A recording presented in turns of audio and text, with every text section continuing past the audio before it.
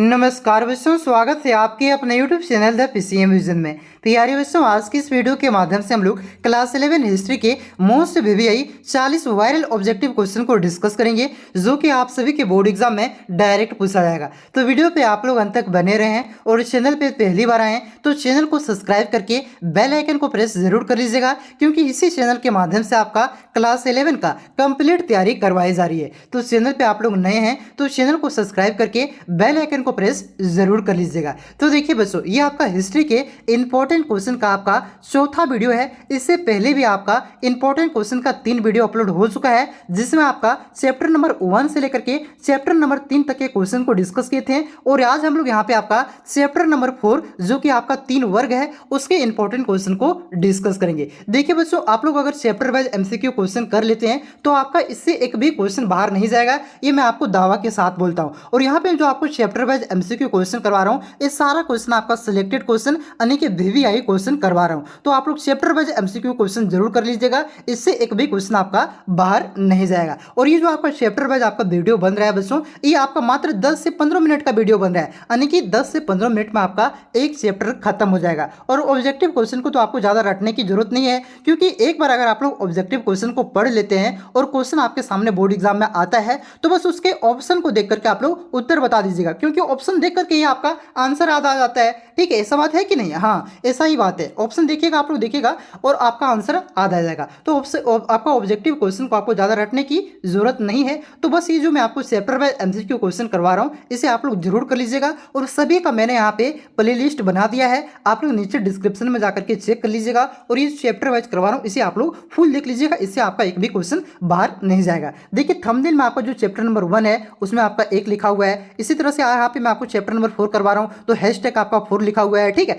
और chapter number 5 करवाऊंगा तो उसमें हैशटैग आपका 5 लिखा हुआ है। और सभी सब्जेक्ट का यहाँ पे मैं चैप्टर वाइज आपको करवा दे रहा हूँ, इससे आपका एक भी क्वेश्चन बाहर नहीं जाएगा, मतलब कि कंप्लीट तैयारी आपको करवा रहा हूँ। ठीक है, तो आप लोग बस इसी तरह से तैयारी कीजिए और जो करवा रहा हूँ आप लोग करते जाइए, एक भी क्वेश्चन इससे बाहर नहीं जाएगा। बाकी वो जो आपका 40 वायरल क्वेश्चन करके है वो तो मैं आपको एग्जाम के 2 दिन पहले करवाऊंगा ही करवाऊंगा, लेकिन ये चैप्टर वाइज कर लीजिए, इससे बाहर एक भी क्वेश्चन नहीं जाएगा। ठीक है, देखिए क्लास 12 हिस्ट्री का एग्जाम अभी जस्ट आपका खत्म होते हैं, तो वहाँ पे मैंने चैप्टर वाइज करवाया था, एक भी क्वेश्चन बाहर नहीं गया था। और खाली आप लोग चैप्टर वाइज कर लीजिए ना, कोई दिक्कत नहीं होगा। ठीक है, और आपका वीडियो भी तो ज़्यादा बड़ा नहीं ना हो रहा है, 10 से 15 मिनट का वीडियो हो रहा है। ठीक है, आपका 3 से 4 दिन में सारा हिस्ट्री में खत्म कर दूंगा। उसके बाद पॉलिटी का भी वीडियो अपलोड हो रहा है। इंग्लिश वाले टीचर तो इंग्लिश का तो आपको लगभग कंप्लीट करवा ही चुका है, सारा का प्लेलिस्ट बना दिया, आप लोग जाकर के जरूर देखिएगा। ठीक है बच्चों, तो देखिए शुरू करते हैं। देखिए पहला क्वेश्चन आपका क्या है इस चैप्टर का, कि मध्यकालीन यूरोप की प्रमुख विशेषता है। तो मध्यकालीन यूरोप की प्रमुख विशेषता आपका सामंतवाद है। ऑप्शन नंबर 1 इसका करेक्ट आंसर होगा, सामंतवाद। उसके बाद देखिए अगला क्वेश्चन आपका क्या है, कि गोथिक शैली का विकास हुआ। तो गोथिक शैली का विकास कहाँ हुआ था? तो इसका विकास फ्रांस में हुआ था। ऑप्शन नंबर डी इसका करेक्ट आंसर होगा, फ्रांस में। उसके बाद देखिए अगला क्वेश्चन आपका क्या है, कि श्रालमैन कहाँ का शासक था? तो श्रालमैन आपका फ्रांस का शासक था। ऑप्शन नंबर सी इसका करेक्ट आंसर होगा, फ्रांस का। उसके बाद देखिए अगला क्वेश्चन आपका क्या है दोस्तों, कि सामंतवाद शब्द किस भाषा के फ्यूड शब्द से बना हुआ है? तो देखिए ये जो आपका सामंतवाद शब्द है बच्चों, ये आपका फ्यूड शब्द से बना हुआ है। ठीक है, और ये जो आपका फ्यूड शब्द है ये आपका जर्मनी भाषा का शब्द है। तो इस क्वेश्चन का करेक्ट आंसर होगा ऑप्शन नंबर बी, जर्मनी। उसके बाद देखिए अगला क्वेश्चन आपका क्या है, कि फ्यूड शब्द का क्या अर्थ होता है? तो फ्यूड शब्द का अर्थ होता है जमीन का टुकड़ा। ऑप्शन नंबर ये इसका करेक्ट आंसर होगा, जमीन का टुकड़ा। उसके बाद देखिए अगला क्वेश्चन आपका क्या है, कि जर्मनी की किस जनजाति ने गोल प्रांत को अपना नाम देकर फ्रांस बना दिया? तो ये कौन सी जनजाति थी? तो ये आपका फ्रैंक जनजाति थी। ऑप्शन नंबर ये इसका करेक्ट आंसर होगा, फ्रैंक जनजाति।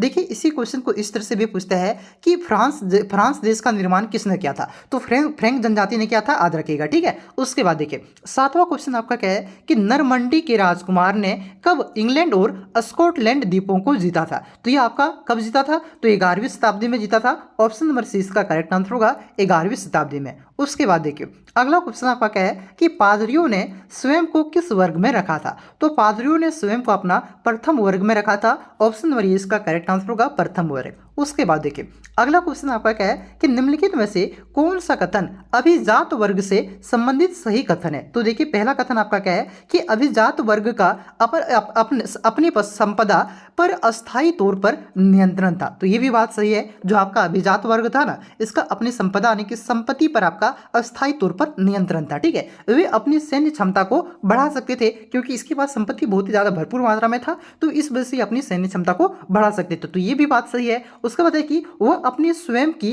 न्यायालय लगा सकते थे और अपनी मुद्रा भी प्रचलित कर सकते थे क्योंकि इसी का दबदबा ज्यादा था, तो इस वजह से ये कर सकते थे। और ये तीनों बात आपका क्या है बच्चों, ये तीनों कथन आपका सही है। तो इस क्वेश्चन का करेक्ट आंसर होगा ऑप्शन नंबर डी, उपयुक्त सभी। अगला क्वेश्चन देखिए आपका क्या है कि मैनर शब्द किससे संबंधित है, तो मैनर शब्द आपका घर से संबंधित है। ऑप्शन नंबर सी इसका करेक्ट आंसर होगा घर। उसके बाद देखिए अगला क्वेश्चन आपका क्या है कि नाइट कौन थे, तो नाइट सैनिकों को कहा जाता था। ऑप्शन नंबर 20 का करेक्ट आंसर होगा सैनिक। उसके बाद देखिए अगला क्वेश्चन आपका क्या है बच्चों कि फीप के बारे में कौन सा कथन गलत है, तो देखिए पहला कथन आपका कि फीप भूमि का एक भाग था, तो ये बात सही है। फीप क्या था, एक भूमि का भाग था। फीप को उत्तराधिकारी में पाया जा सकता था, ये भी बात सही है। यह 1000 से 2000 एकड़ या उससे ज्यादा होता था, तो ये भी बात आपका सही है। ठीक है, उसके बाद ऑप्शन नंबर डी में आपका फीप एक विशाल सेना थी, तो ये बात गलत है। फीप क्या था, भूमि का भाग था, विशाल सेना नहीं था भैया, ये बात गलत है। तो इस क्वेश्चन का करेक्ट आंसर होगा ऑप्शन नंबर डी, क्यों यही पूछा था क्वेश्चन में कि फीप के बारे में कौन सा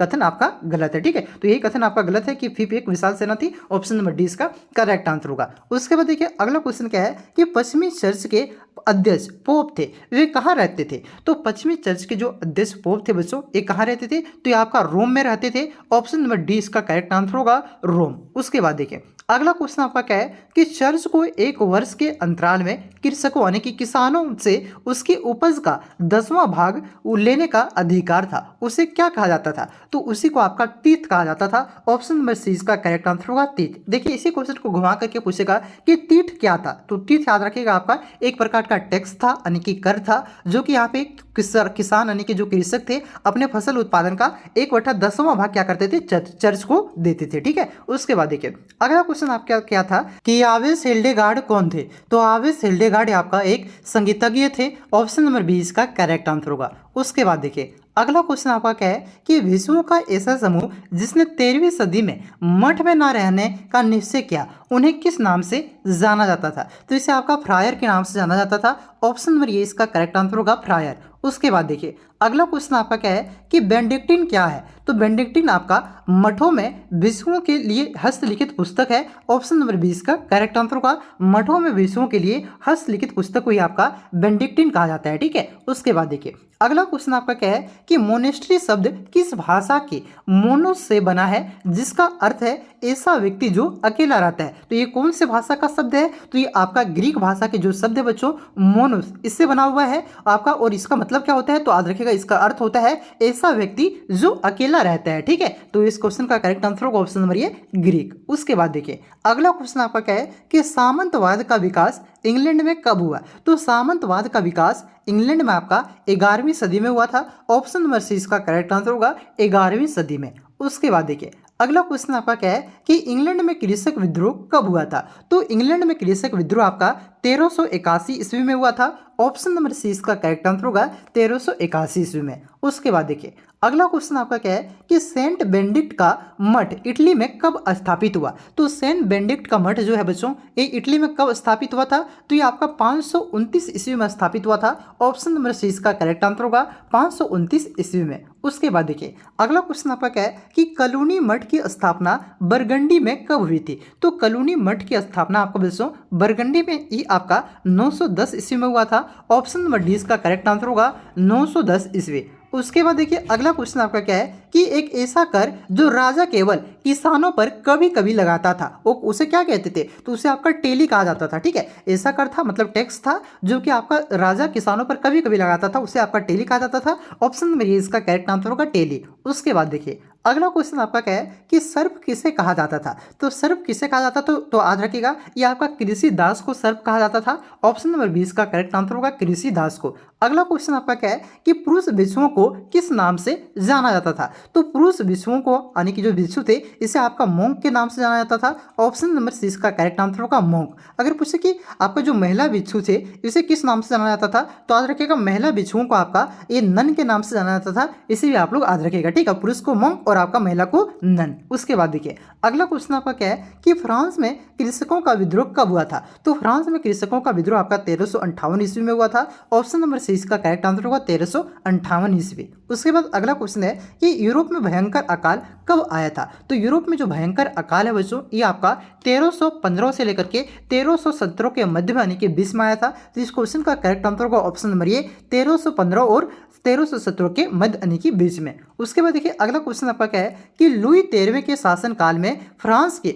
परामर्शदात्री सभा एरेस्टेस जनरल का अधिवेशन कब हुआ था। तो इसका अधिवेशन आपका 1614 में हुआ था। ऑप्शन नंबर सी इसका करेक्ट आंसर होगा 1614 ईस्वी। उसके बाद अगला क्वेश्चन आपका क्या है कि पश्चिमी यूरोप में ब्यूबोनिक प्लेग जैसी महामारी का संक्रमण कब हुआ था। तो ये आपका कब फैला था। तो ये आपका 1347 से लेकर के 1350 के बीच में फैला था। ऑप्शन नंबर डी इसका करेक्ट आंसर होगा 1347 और 1350 के बीच। उसके बाद देखिए अगला क्वेश्चन आपका क्या है कि मोनेस्ट्री शब्द ग्रीक भाषा के शब्द मोनो से बना है जिसका अर्थ है। तो शुरू में ही बताए थे इसका अर्थ क्या होता है। तो इसका अर्थ होता है ऐसा व्यक्ति जो आपका अकेला रहता हो। तो इस क्वेश्चन का करेक्ट आंसर होगा ऑप्शन नंबर बी ऐसा व्यक्ति जो अकेला रहता हो। ये आपका मोनेस्ट्री शब्द का अर्थ होता है जो कि आपका ग्रीक भाषा के शब्द मोनो से बना हुआ है। ठीक है। उसके बाद देखिए अगला क्वेश्चन आपका क्या है कि आबे शब्द सीरिया के आबा से लिया गया है जिसका अर्थ होता है। तो जो आपका आबे शब्द है ये आपका सीरिया के आबा से लिया गया है। ठीक है। जिसका अर्थ होता है पिता।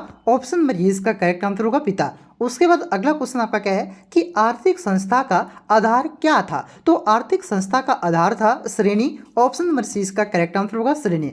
उसके बाद अगला क्वेश्चन आपका क्या है बच्चों कि चर्च की सर्वोच्च सत्ता थी। तो जो चर्च की सर्वोच्च सत्ता थी ये आपका रोम के पोप के पास था।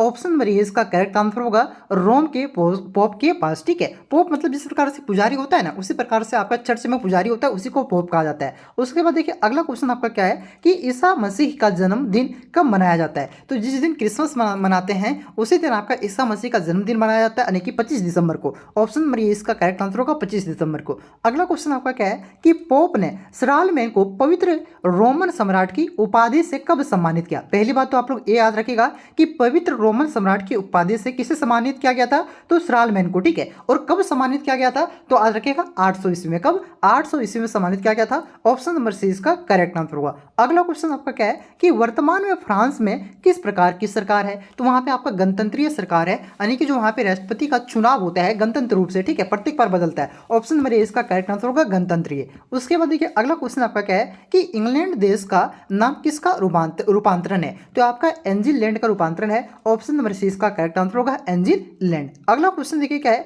कि महिला बिच्छुओं को किस नाम से जाना जाता था। तो वहीं पे मैंने आपको बताया था कि जब क्वेश्चन था आपके पुरुष बिच्छुओं को किस नाम से जाना जाता था। तो पुरुष आपका मोंक और महिला को क्या महिला को आपका नन। ठीक है। तो इस क्वेश्चन का करेक्ट आंसर होगा ऑप्शन नंबर बी नन। उसके बाद देखिए अगला क्वेश्चन क्या है कि मध्यकालीन यूरोपीय समाज कितने वर्गों में विभाजित था। तो चैप्टर का नाम ही है 3 वर्ग। तो कितने विभाजित होगा 3 वर्ग में विभाजित होगा समाज भैया। अगला क्वेश्चन अगला ऑप्शन नंबर 20 का करेक्ट आंसर होगा। अगला क्वेश्चन देखिए आपका क्या है कि लॉर्ड जो जमीन का टुकड़ा नाइट को देता था वह क्या कहलाता था। तो लॉर्ड जो जमीन का टुकड़ा नाइट को देता था बच्चों उसे आपका फिफ कहा जाता था। ऑप्शन नंबर सी इसका करेक्ट आंसर होगा फिफ। और यहाँ पे नाइट किसे कहा जाता था अभी क्वेश्चन भी मैंने करवाया कमेंट करके जरूर बताइएगा कि नाइट किसे कहा जाता था। ठीक है। तो यहाँ पे मैंने आपका जो 40 इंपॉर्टेंट क्वेश्चन था बच्चों इस चैप्टर का ये मैंने आप सभी को करवा दिया। इससे पहले आपका 3 चैप्टर का अपलोड हो चुका है जरूर देख लीजिएगा। इसके कुछ देर के बाद आपका 5वां चैप्टर का अपलोड हो जाएगा। फिर कुछ देर के बाद 6ठा चैप्टर का क्योंकि वीडियो ज़्यादा लंबा नहीं बन रहा है आपका 10 से 15 मिनट का वीडियो बन रहा है। और यहाँ पे मैं आपको ज़्यादा क्वेश्चन भी नहीं करवा रहा हूँ 35 से 40 क्वेश्चन को करवा रहा हूँ और ऑब्जेक्टिव क्वेश्चन है तो आपको ज़्यादा दिक्कत भी नहीं होगा याद करने में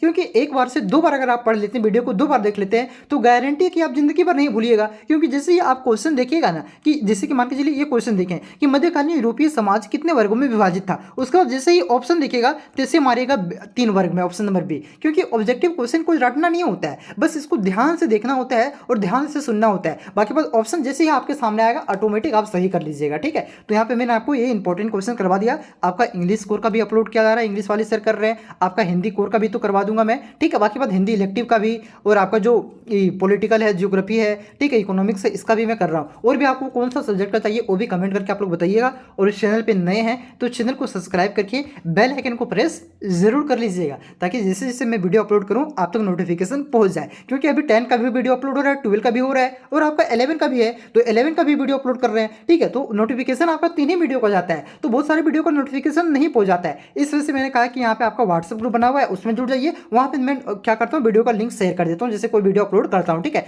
तो आप लोग चैनल पे विजिट करते रहिए, तो व्हाट्सएप ग्रुप से जुड़ जाइए। बाकी बस सारा कुछ आपका तैयारी इसी चैनल के माध्यम से होने वाला है। खुद से भी पढ़ाई कीजिए, ठीक है। तो चलिए मिलते हैं नेक्स्ट वीडियो में, तब तक के लिए जय हिंद, जय भारत, जोहार।